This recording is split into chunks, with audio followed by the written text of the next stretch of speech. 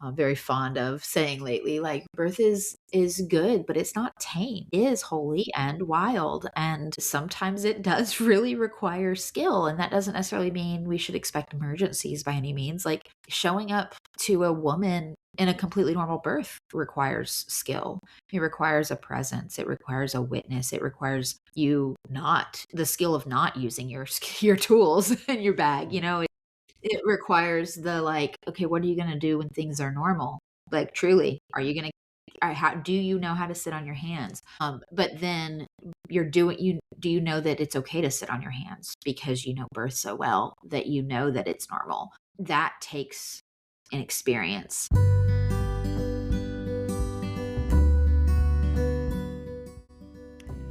Holy Wild Birth is a podcast embracing the reclamation of giving birth rooted in God's original design, undisturbed.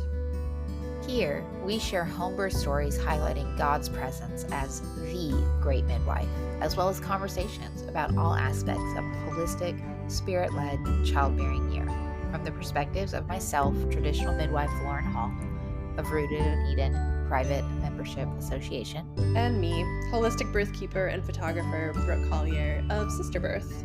Together, we are co-founders and facilitators of Hearth Mother Journey, where we are raising up the next generation of holy wild birthkeepers. To choose a holy wild birth journey is to consecrate all of your decisions unto the Lord and reclaim creation unadulterated by centuries of human attempts to control and improve upon what God has called good.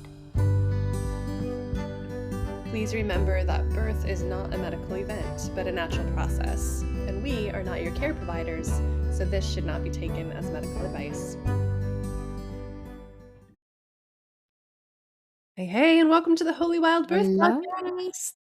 Yes, welcome. How are you, friend? How are you? I'm good. I just finished a great smoothie bowl. Nice. And yeah, feeling pretty good today. How are you? I am well. I am a little, truthfully, frazzled with all of the things that they have to get done. Fair. After, a snow in and wonderful skills workshop weekend and back to reality and Yes, the it's re-entry. just all of the things that have to all the balls that had to get dropped before that are being picked up and trying to be ordered. So here we are, just doing real life, letting winter thaw a bit. Mm-hmm. Yeah. I'm feeling that the day's getting longer and we're on the upswing. Yep. But yes, that's the skills workshop is kind of what we wanted to talk about because we told our listeners on our last episode that I was about to head down there.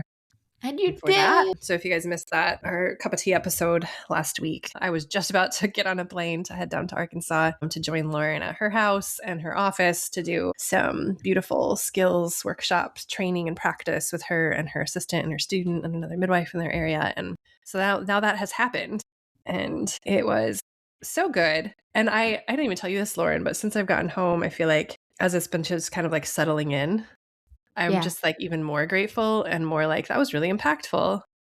And found myself just feeling really excited to tell people about it and the impact it had. Yeah. Well, let's start there. Thank you for that. Well, thank you. That's such cool feedback to hear and blesses my heart.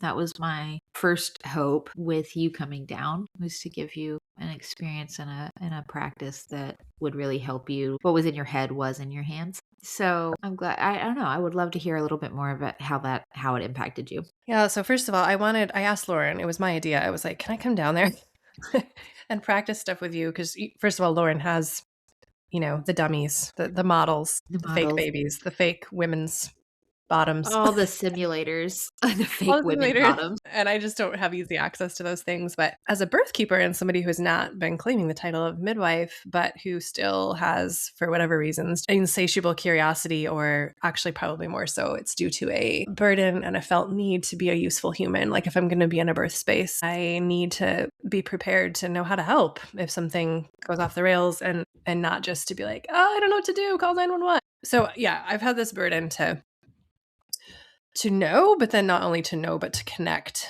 what I have been learning in my head with what my hands know how to do. But to practice the skills with your hands, you need access to models or real women. And I think it's better to learn on models first. So that's why we kind of set it up. That goal is very much accomplished, but Lauren had made this beautiful, not game birth situation simulator. Yeah. That kind of is in its structure a little bit like Dungeons and Dragons from what we understand, though neither of us play that game. So who knows? Which I've learned a little bit more. It's actually not, because anyways, it's really not similar. It is I had a friend that does play that, and he was explaining some things to help me refer to some mechanics, and he was like, so you're more playing like, I don't know, he said pandemic, like you're playing the game instead of the, I don't know. Anyways, so it's not quite like the D&D. Okay. Well, there's dice rolling and cards that like end up creating these scenarios where you're walking through an entire delivery and immediate postpartum. Yeah. That can bring up all sorts of different things that you might actually face in a birth room. Yeah. In an unpredictable order and with an unpredictable amount of severity or like need for intervention and assistance. It was really realistic in some ways, but in terms of it putting some real felt pressure. Yeah. Like, okay, this is really happening and I didn't have a heads up. It's not like, okay, now we're going to practice managing postpartum hemorrhage. It was like, look, your mom is bleeding. This is what happened. Yeah. And you didn't know that ahead of time. So you didn't have time to mentally pre-script what you were going to do. You have to think on your feet. And I think that was a gift of that simulator. But then we also did pause to isolate certain skills and practice those. That was super valuable. But I think one of the most lovely things about it was the environment that, like, Lauren just being the person she is, paired with the high levels of trust and friendship amongst the women in the room, created this really safe place to be a little bit messy while learning, like, because the truth is those situations can be really triggering. Sure. Either of one's own past circumstances or personal birth situations or births you've attended or witnessed, or just junk you have in your head, like lies you've been carrying around or identity things. Just being able to pause at any given moment and feel safe to say, I'm having a hard time right now. I need to sit with that and figure out what that's about, or I need to cry. All of that happened. Yeah. And have that be okay as like we were reflecting later, like a somatic release of things that, I mean, this is very real. When you're attending births, you have all these memories on a cellular level with the responsibility of carrying the weight of caring for mothers and babies in these critical times, and need somewhere to go. Yeah. Yeah. Yeah. And then we also laughed a lot. There was a lot of laughter too. There was a lot of laughter. I was looking at the photos I took, and there's some really funny ones. Yeah, it was such a good time. It was such a good time. I've had it on my heart to start doing these skills workshops. And so I've done a lot of them in differing formats. Back when I was on the road, I was doing several. And then I've done a lot with just my own birth team and my local gals. But I've been wanting to really okay, what is my structure of how to really get these skills that we teach, through Hearth Mother Journey and in building the Hearth Mother Midwifery Unschool. Like, there's so much in your hand skills. You can't just read a book and just know what you're going to do.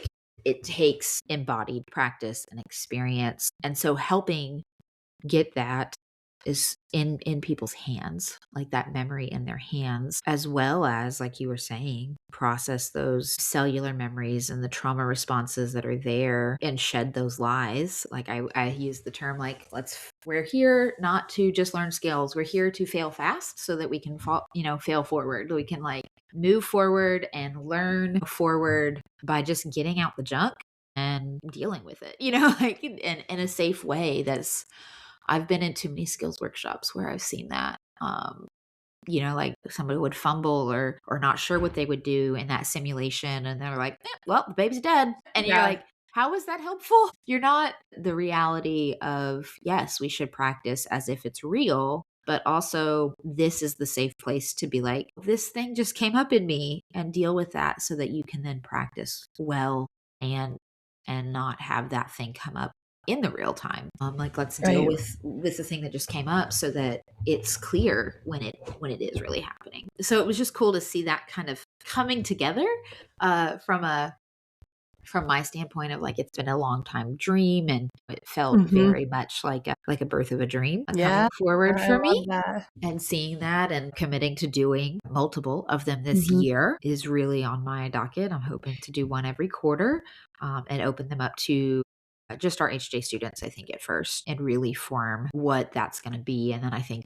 maybe I'll open it more to Mhm. those who aren't our students, but I think it's going to be for our HJ students.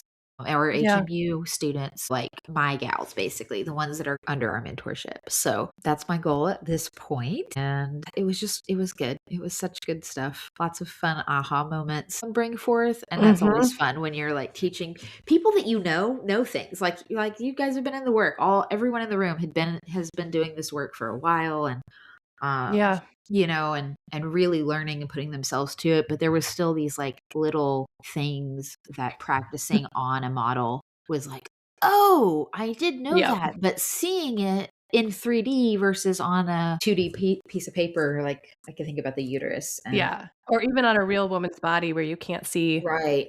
the insides of her, and then you have like a pelvis model and you can see the pelvis and where the cervix is in relation to the pelvis, and like Hmm. it Yeah, just helps connect, like brain mapping, really, like right. connecting all these Connecting dots all of the 3D aspects and the inner to workings. yeah. So I think Yeah. everyone was like, now I understand why you're so obsessed with pelvis. Yeah. Okay. Like You have you that whole lesson in Hearth Mother Journey called The Beautiful Pelvis, Yeah. I think it's Yep. literally what it's called. Yep, it is. The beautiful pelvis. The beautiful pelvis.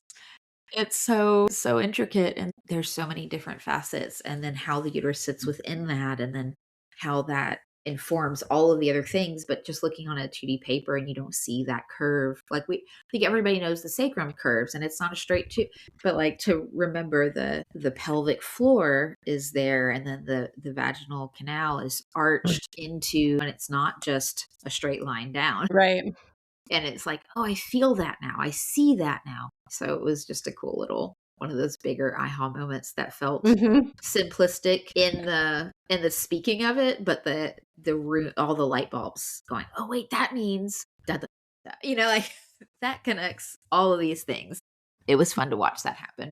Yeah. And then I had that one aha moment. This is going to sound silly because I was like, why did I not know this? I guess so. It was having to do with cervical exams, which I Sure. don't do. Like, Right. so, and I thought you spread your fingers like you're making a peace sign. Yeah.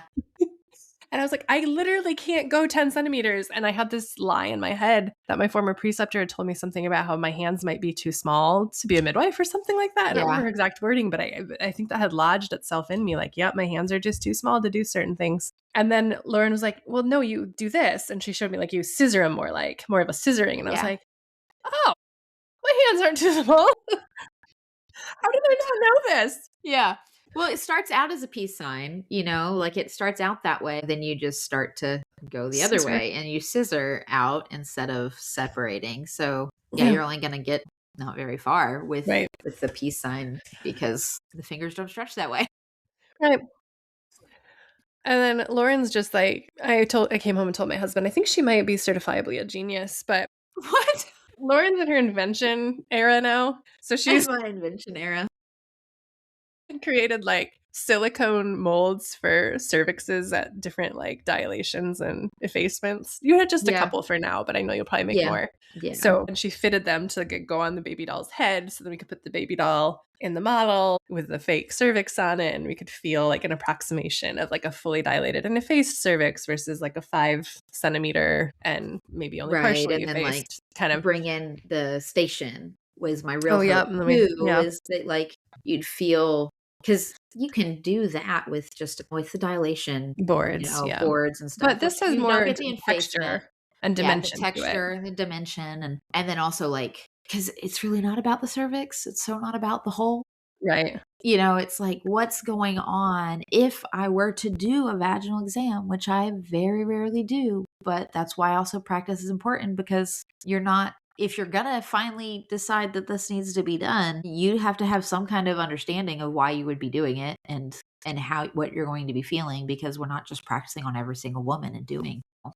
Like Right. my students are probably never going to get to practice doing a cervical exam in real life at a birth, because if I'm doing one, I need the information. It's not just we're Mhm. just doing it to do it. So it became a important and vital thing. And so it's like, well, how do we really simulate this well? So I just did. I made a clay, molded it out of clay and built silicone molds, and it was really fun. It was a So fun. good embodied practice. And I think that I and totally interrupted you, but like you Mhm. were saying like the silicone models, is that you just because you think I'm a certified genius? Like what was that? What was your point there?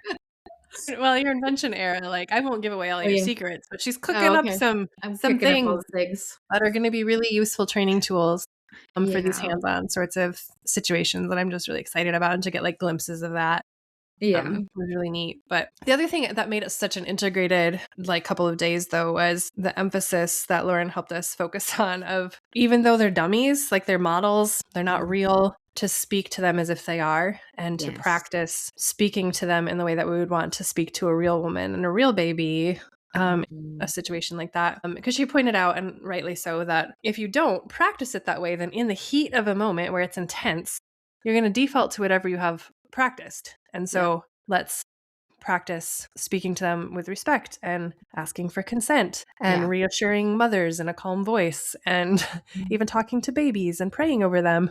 Yeah. Um, Like, so and it felt weird at points because role playing can be uncomfortable and feel strange to treat fake things like they're real, but that seemed like a really important part of the practice. And I even learned through Lauren and also from the other women in the room just different ways of phrasing things that I think will enrich my own kind of vocabulary and yeah. kind of spiels that I'll do when I Yeah, talk to absolutely. people. That was really beautiful.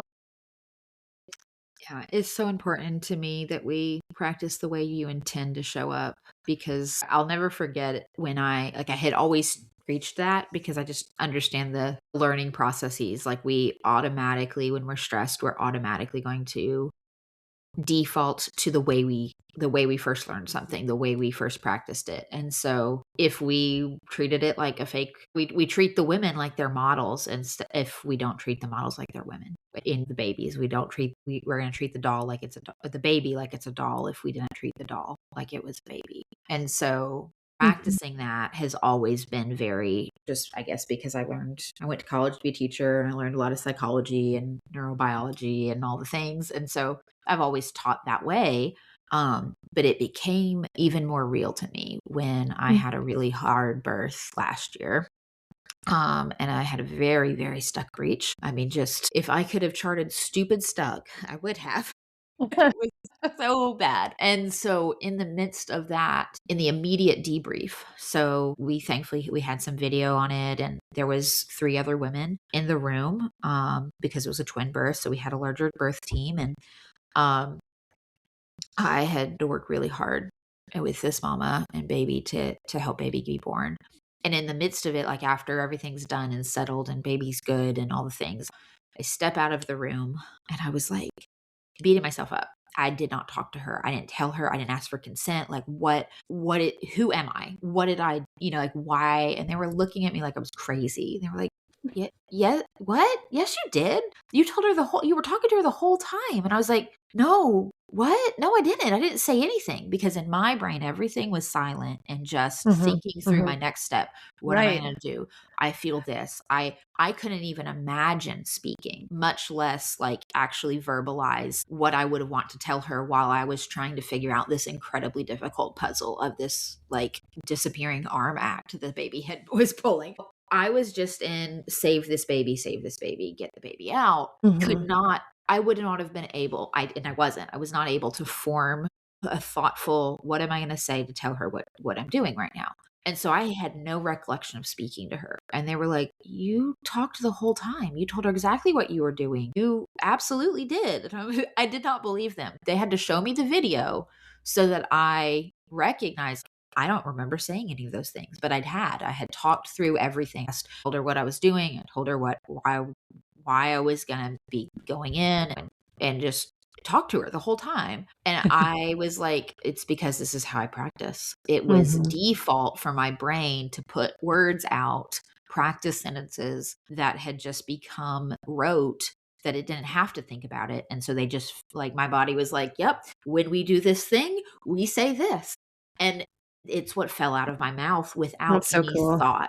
And it was like, it's so important. It's so important because it allowed for true autonomy and true like care for this woman that I had practiced, so that when my mind had to be only this very intense moment, it could.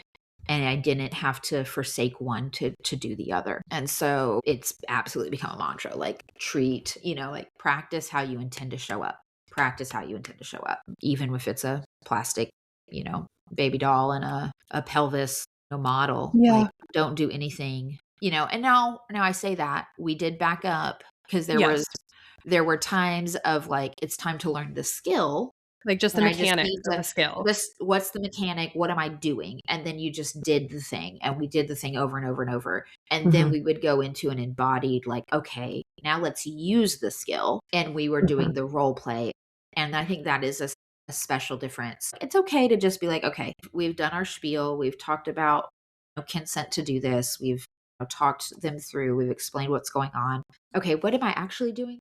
Like, let me learn how to do this. And then we would practice and do and learn the mechanic of it. And then we would step back into, okay, now we're actually going to use the skill. And so it is okay to Yeah. step out of it. It's not going to like ruin all the things. It's okay to just practice a skill back to back to back for a second and kind of learn the mechanics, and then take that and put it into your practice. Yeah. So It's like you have to get learn the dogma. verbiage separately, and then you learn the mechanics of the skill separately, and then you blend them Then together. you blend them together and put it in a scenario of, okay, let's actually practice that now. So don't confuse practice with the learning of the skill. Like, learn the skill, then practice the skill. And as we practice, we need to practice as we will serve. Yeah. Yeah. So that was so good. Lots of good things that came out of this week. Not to mention fun dance parties in my living room with my friends. After parties, me and Lauren dancing with her twins in the living room. Yeah. And a couple of the other kiddos too. Yeah, that was fun. I was telling Lauren later, I think we should integrate dance parties into the end of the skills practice days. For sure. As like another, because dancing is another way of regulating the nervous system too. And just like expressing joy and kind of like shaking out any of those tensions that kind of can tend to build when you're doing stuff like that. So that might be an addition in the future. I think it absolutely will be. I was like, yes, that's absolutely needed to do. Some good, fun worship songs and dancing out. So I love it. I really would love that. It's got to be a part of the skills workshops in the future.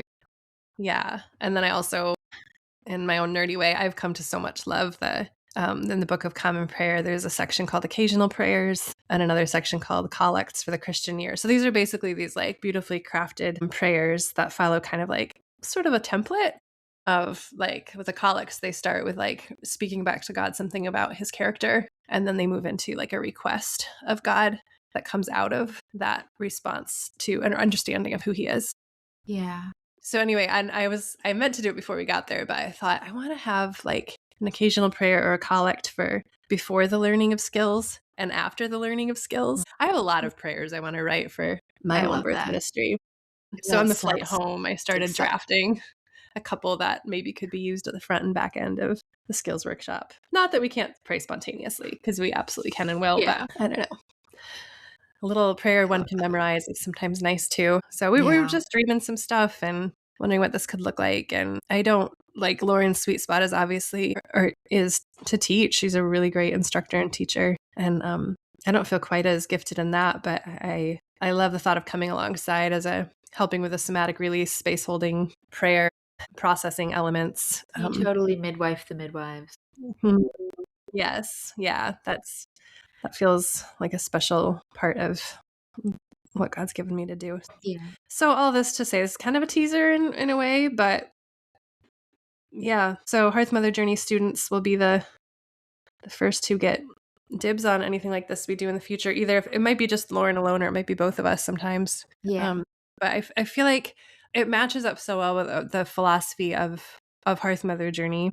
If this is your first time listening to this podcast and you don't know what Hearth Mother Journey is, it is a year-long Birthkeeper training program.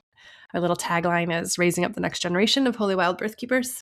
And so our philosophy in that program has been that we want to raise up well-rounded women rooted in Christ and who are deeply knowledgeable and deeply skilled, no matter what birth attendant role they intend to have, who really know physiological birth inside and out, who approach it from a mind, body, spirit, holistic whole body approach, who know the way of the hearth mother. Again, if you're new here, you can go back and find that episode called The Way of the Hearth Mother. And so that we're sending out women to be birth keepers, doulas, student midwives, childbirth educators.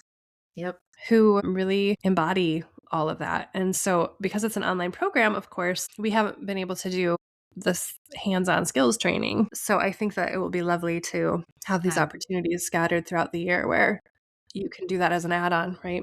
Yeah. Take a quick weekend or a few weekdays, fly or drive somewhere and just kind of engross yourself in the connecting. Like I was saying, for me, it was connecting stuff I had in my head with my hands and my body. I think that's so important. And I'm very excited to see that extra layer be added as an opportunity for our HJ gals. Mm-hmm. Because it is I think it's deeply important for us that it's not just physiological. I mean, it's physiological birth. It works as God is designed, but as I have become very fond of saying lately, like birth is good, but it's not tame. It is holy and wild. And like, sometimes it does really require skill, and that doesn't necessarily mean we should expect emergencies by any means. Like showing up to a woman in a completely normal birth requires skill. It requires a presence. It requires a witness. It requires the skill of not using your tools in your bag. Right. It requires the like, okay, what are you going to do when things are normal? Like truly, are you going to do you know how to sit on your hands? But then do you know that it's okay to sit on your hands because you know birth so well that you know that it's normal? That takes an experience. You can't just read a book and like become a social media personality of like, well, I've read a lot of birth. I'm a birth guru. And now I'm a birth guru. Now I'm a midwife. Now I'm this because birth is normal and birth works. Well, sure. But that doesn't mean your body knows that yet. I can't tell you how many times I've watched like a birth video of a breech birth, for instance. It's like, okay, breech birth still works. It's, not to get on a whole breech philosophy, but like when you start to watch a breech baby come out and there is someone trained in the room to like hands off the breech unless the baby's asking for it, unless there's a deviation, etc. And they know that. They've learned that, but it's their first or second breech that they've ever attended. And you'll see their little hands like going up to the baby and coming back and going up to the baby and coming back. And they're like, don't touch the baby. Don't touch the baby. Because so there's something in you that's like, there's even a baby falling. I was like, okay. Yeah. Yeah. Because there's a baby falling and everything in you is like, don't let a baby fall. I'm going to help them. Wait, I don't help them. There's an embodied practice of being comfortable in a birth that is normal. And that's not something you can know it in your head, but your body has to experience it. And like that is a skill set in and of itself. Doing nothing is a skill set. And you need to know when to do nothing and when to stop doing nothing. Like those are true embodied that you can't get without experience, without whether it be this embodied practice skill set weekends or just the experience of being in an apprenticeship, being in birth rooms, doing birth keeping work, watching moms take their autonomy and not actually leaning on you. Like you become aware of what birth looks like and feels like and smells like. And which is one reason we require our students to attend some births during the year that they're with us too. Yeah. Like you can't just learn this from our videos. Like you can't. That would be thinking way too much of us. The wisdom that we are able to share through a video screen. You have to let the Lord precept you through these things through experience and like lived. It's kind of like individuals who do not have any children trying to tell a mom who's got like 4 kids what they write about on. Yes. Like, I saw this TikTok. If you just potty train them this way, it'll work. Okay, thank you. Okay, thank you. Have you lived in my house? Do you know my child? No, you do not. You No. know, like they're so, and then they become a parent and they realize that all the things that they had learned and known is like, okay, some of that was true. Also, when you put in an actual other human being in this scenario, they didn't come with this textbook I read. Amazing. These women we serve don't come with a textbook. They don't Mhm. come with a specific manual of their birth and their body and Nope. their baby and their experience. You just show up as an expert of birth, but not an Mhm. expert in that woman. Yeah. And so, yeah, that takes experience of being Mhm. able to sit with the nuances of birth, and it takes knowledge and competency and skill. We try really hard in HJ and in my development of HMU, the second and third years of, if those who want to move from like more of a doula and birthkeeper role into midwifery. I'm building those legs currently, and so this HJ skills, or this they're going to be called thresholds, I think. These skills workshops are going to be that place for those Yeah. women to be able to form. They're really about formation, I think, more than anything else. Forming at the thresholds, forming at the hearths. So yeah, I'm very excited to see how these unfold. And yeah. On the topic of skills, I think one other thing I just want to mention, even though this is kind of a slight pivot, is Yeah, improvisation was kind of a word that came up for me while we were practicing. It's like absolutely. there's very rarely one way, like one single right way to address a situation. There's usually For lots sure. of different paths you can take to get to the same like result. Yeah, absolutely. And so it's like, I was like, okay, I have this bag of tools, like different potential ways to address a baby who's not breathing well, or a mother who's bleeding too much, or like a hold up in labor, or whatever. Name the thing. Usually you'll have like, and the more you do this work, you pick up more and more tips and tricks along the way of like different Yeah. homeopathics and herbs and tools and processes and movements, and it can just go kind of swim around in your head. And our tendency is to want to make like a step-by-step process. Okay, and then we do this, and then we do this, and then we do this, and that's always how we do it. But like you were saying, you have to follow the birth you're in and the Mhm. uniqueness of that. And so it requires the improvisation skill. Like, I Yeah. have this stuff here and I understand the physiology. And so, based on my understanding of the physiology paired with what's happening in front of me, and then I'm thinking about what I have in my bucket or my bag, literally and metaphorically, Yeah. how am I going to improvise to bring the situation back to normal Yeah. or to resolve it? Yeah.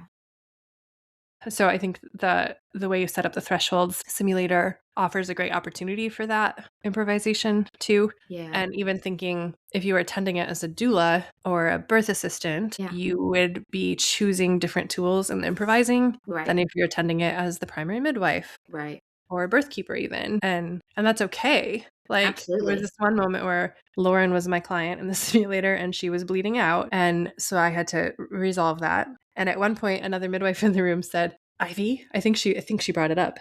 And I was Yeah, like, I think she was like, would you place an IV or something? Or yeah. like you could place an IV. And yeah, go ahead. And I was like, no, because I have made a conscious decision with the role that I play that anything that can be construed as a medical tool intervention, I won't use. Like it's Yeah. not a skill that I have developed yet. Maybe someday God will change my mind about that. But where I'm currently sitting, it's not a skill I have or I'm trying to learn. So I'm not going to preach. I'm not going to act that out in Right. a simulation. That's not part of my improvisation. Right. My Yeah. improvisation is to pull from different tools in my toolkit that are unique to me. And what is in my toolkit comes from a combination of my experience, training, competencies, and my own boundaries Yeah. and preferences. Yeah. So And we so, practiced as you intend to show up, yeah, exactly. Yeah. Yeah. And so it was great. It was like at that point, I would have to call 911 and I would give her these things to hydrate her in the processes of waiting. We went through like with the different things that she would use in that situation and when she'd call. And that might be a different time of when the other midwife would call in that same scenario. And that was good and right and beautiful and true to your personal formation. And I just really loved that like realization for everyone in the room of like, oh, we're gonna practice how we intend to show up truly, Yeah. not just, well, I'm at a skills workshop so I can magically have a IV skill set that I feel good Right. with using. Yeah, no, I wouldn't. Or a I don't. catheter. Like, that was another one that Right. came up. Yeah. "Oh, do I have to put on a catheter?" And I was like, "Wait, no, I don't do that." So, Yeah. on to the next thing that I could do. Right. On to the next That's not thing. gonna be the one. Right. That's Mhm. not what I would actually want to use. So I need to embody how would I handle this situation if I was faced with it? What would I do? What are my options?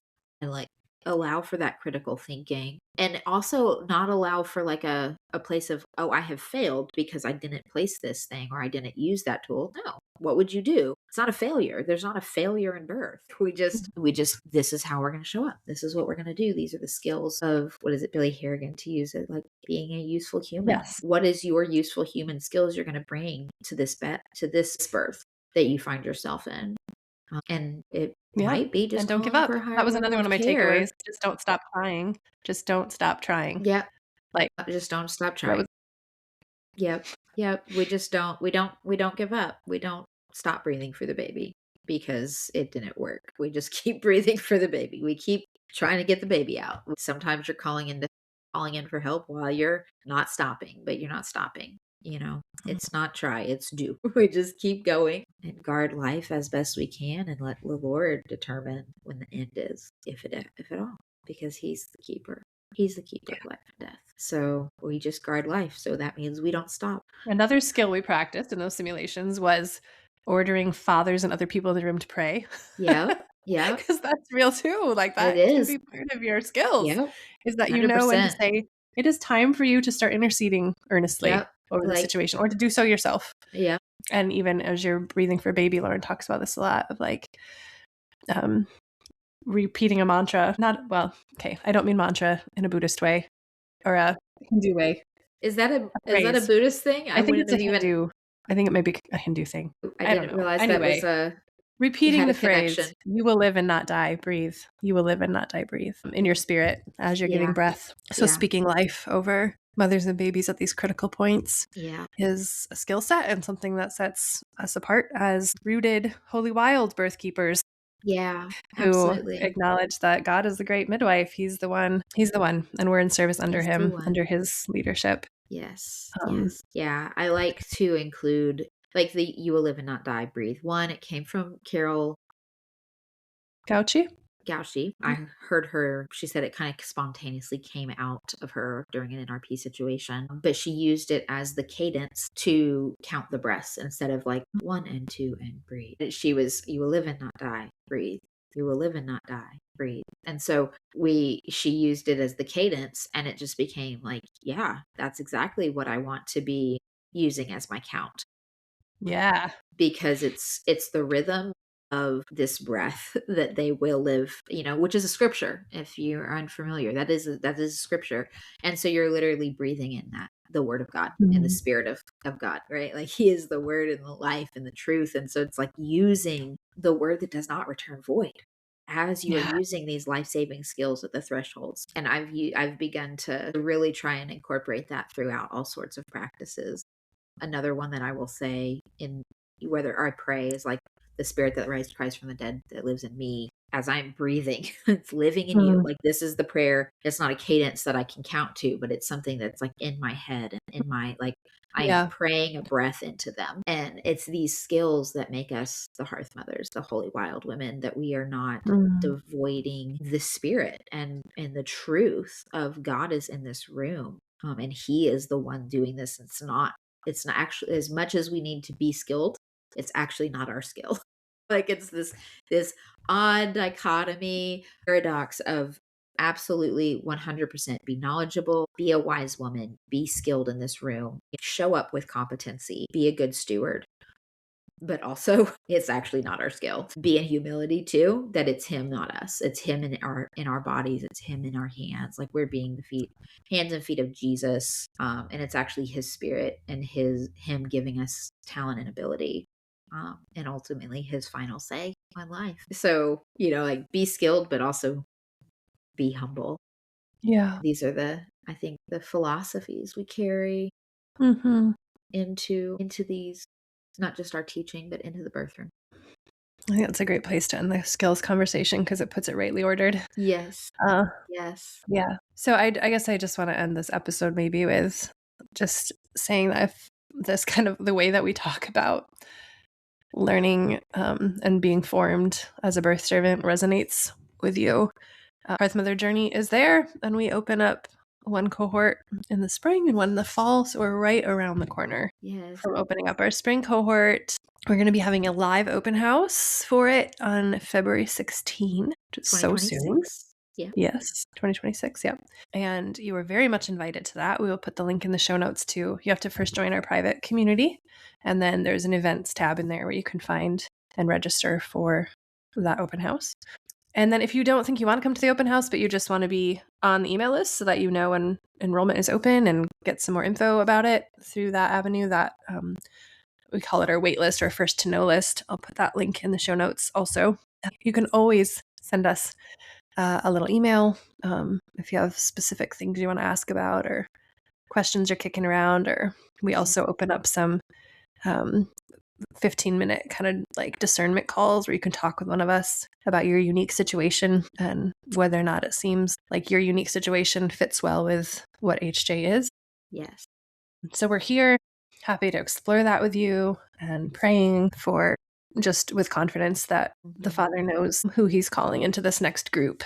And we have like a weighty and joyful sense of responsibility for every person who he allows to come into HJ. Yes. We know we get to shepherd and pour into you and pray over you and just bear witness to what he's doing in your life and help you see his hand at work in it and in your formation process. This is not just a business venture for us. This is a discipleship. Yeah. We absolutely see this as discipleship, and we want to disciple holy wild women, raise them up and set them into this world. I wanted to kind of clarify kind of a frequently asked question because we mentioned both HJ and Hearth Mother Midwifery Unschool, which is in its formation and truly has been in its formation for a long time, kind of ended up becoming, it was AMU for a while. If you're remember hearing about Anointed Midwifery Unschool, AMU has morphed into HMU. So it kind of gone through a rebrand. Originally it's what started and then became HJ and then closed down for a little bit as it became the year 2 and year 3. And so if you've kind of been with us for a long time but are kind of wondering what is going on here, and if you've not been with us for a while and you want to learn midwifery, and I just want to make it really clear that HJ is year 1 of the midwifery school. You cannot join HMU without going through HJ because that really lays the foundation of not just birth work, not just of witnessing, not just the discipleship aspect, but like of the way of the Hearth Mother, of the way we teach, the way we show up in birth rooms and our philosophy. And so it teaches that that skill set and modality, that modality of the way of the Hearth Mother that you're not going to find anywhere else. And so it has to be the first year. It's not just for doulas. We've had midwives come through it. We've had those who definitely wanted to be an HMU, so they went through it only for that reason. And then we're like, oh, this was something more than I realized. So it is truly a year of formation in a complete modality and a way of being and thinking in as a birth servant, whatever role that might be. So if you are interested in the midwifery aspect, in the midwifery, traditional midwife pathway, this is where you would start, is HJ. I honestly wish that everybody, whether they do Hearth Mother Midwifery Unschool or any midwifery school, would start with the foundational stuff. That's in Hearth Mother Journey. I think it's that vital as a foundation. Yeah, I do agree. I think that we've had so many students be like, what about if somebody's not going to be a birth worker? She just is a Christian woman that wants to, I'm like, I guess if she wants to, but we've had that repeatedly. Like they just want to learn this thing that they've been applying, they've been seeing me apply in my life and my parenthood and, just other decisions that they're making in their life. And yeah, so it's definitely more of a discipleship formation that just happens to have the birth worker theme attached to it. Right. So it's just so much more in depth than your weekend doula course. Yeah, a year is a lot longer than 3 days. Yeah, it is actually. Objectively speaking. Thanks for putting that out there. Stating the obvious. No. Oh, it's Yep. good stuff. It's a year well spent. So It is. if you're listening to this, know you are very, very welcome to Yes. explore that and pray over that. Yeah. And we will see you all next week. We're going to have a birth story for you with somebody who also happens to be a Hearth Mother Journey grad and one of my Birthkeeper clients. Yay. So that should be really special. Should be a good story to tune into. Yeah. All right. Well, thanks for sitting with us today. Go and be blessed by the Lord. Amen.